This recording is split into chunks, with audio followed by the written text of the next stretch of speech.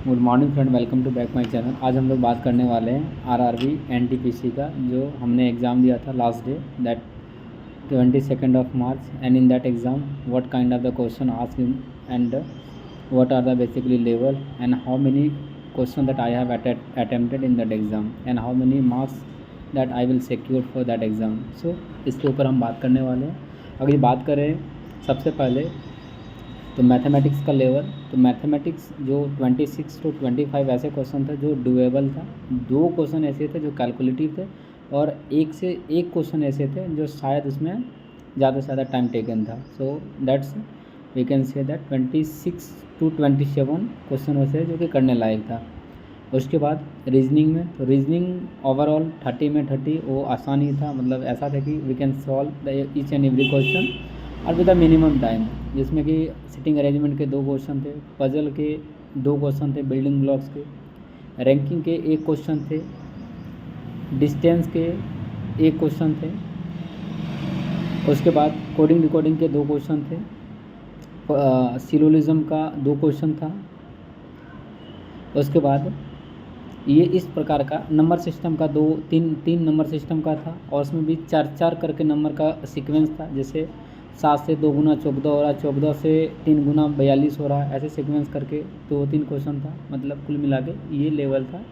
हाँ, एक चीज़ था कि असर्शन रीज़न वाला टाइप का क्वेश्चन, स्टेटमेंट वाला क्वेश्चन नहीं था इन द रीजनिंग सेक्शन। अब हम लोग रीजनिंग के बाद अगर देखेंगे तो मैथ का सेक्शन, मैथ में हम लोग को देखने को मिलेगा कि एक था डिफरेंस वाला, 2 साल का डिफरेंस होगा, CISI का डिफरेंस में वो हमें डिफरेंस दिया हुआ था 32 और हमें कैलकुलेट करना था कि प्रिंसिपल कितना होगा। रेट ऑफ इंटरेस्ट था 4 साल ईयरली, 4% ईयरली। तो वो था एक डिस्काउंट से क्वेश्चन, मतलब CISI का डिफरेंस का क्वेश्चन एक था। उसके बाद एक क्वेश्चन था डिस्काउंट से भी था कि इतना % डिस्काउंट देने के बाद वो इतना में बेचता, तो बताओ यार MP कितना है। तो वही सेलिंग प्राइस, कॉस्ट प्राइस और मार्क प्राइस पर डिस्काउंट का क्वेश्चन था।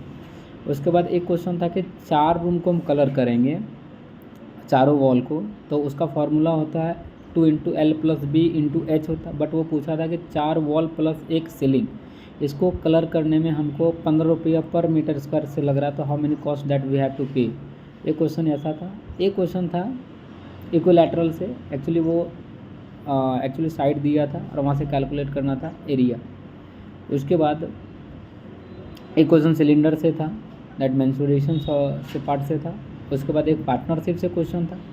पार्टनरशिप से एक इजी क्वेश्चन था, उतना ज़्यादा टफ नहीं था, क्योंकि वो दिया हुआ था कि इतना साल, मतलब इतना पैसा लेके आया, इतना महीना लगाया, 2 साल से इतना पैसा इतना महीना, तो हमें निकालना था कि how many basically profit that A gain. तो वो इजी हो गया था प्रॉफिट निकालना वहाँ से। तो इस प्रकार का क्वेश्चन हमें कुछ देखने को मिला। उसके बाद अगर ये बात करें अदर चैप्टर, एक एंगल का क्वेश्चन था, जैसे कि कोड था और कोड 2 कोड है और दोनों ही कोड सेंटर पर जो एंगल बना रहा है वो 120 बना रहा है। तो आप बताओ यार, दोनों जो सरकमफ्रेंस पे जो बनाएगा वो कितना बनाएगा सामने से। ये क्वेश्चन वो वाला था।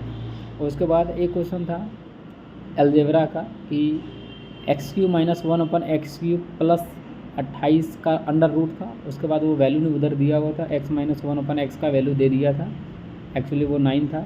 ऐसे कुछ डेटा वहाँ पे वो एग्जाम्पल करके बनाना था। उसके बाद एक था ट्रिगोनोमेट्री का क्वेश्चन। सो बेसिकली वो इतना क्वेश्चन था कि हाँ ठीक है, 25-30 का ये डुएबल टाइप का क्वेश्चन लगा। देन आफ्टर अगर हम बात करें कि GS, मेजरली GS सेक्शन पर ज़्यादा फोकस करना है कि वो GS आगे वाला आने वाला शिफ्ट में क्या है और कैसा रहेगा। अगर GS में बात करें तो साइंस में ना 2-3 क्वेश्चन था। साइंस में एक विटामिन B1 के बारे में था कि वो किस बीमारी के लिए है। उसके बाद विटामिन, एक था कि इन्फ्लुएंजा जो होता है ना, उसमें कौन सा मतलब बीमारी, जैसे कि क्या असर होता है, मतलब इसका हम कैसे जानें कि इसे इन्फ्लुएंजा हो गया। एंड देन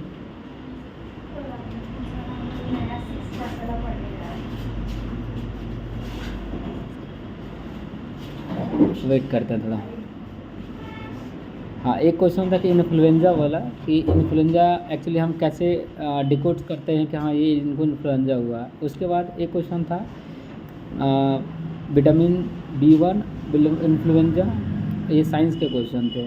उसके बाद इसके बाद एक वो क्वेश्चन था कि जो मंगल पांडे का रिवोल्ट हुआ था 1857 के, उसमें कौन सा एनफील्ड, एक्चुअली वो कैसा मतलब राइफ़ल का कैटेगरी दिया था कि इसे कौन सा कैटेगरी का राइफ़ल को उसने इस्तेमाल किया था, प्रॉब्लम जो हुआ था रॉयल वो एनफील्ड वाला था, वो उसका क्वेश्चन था।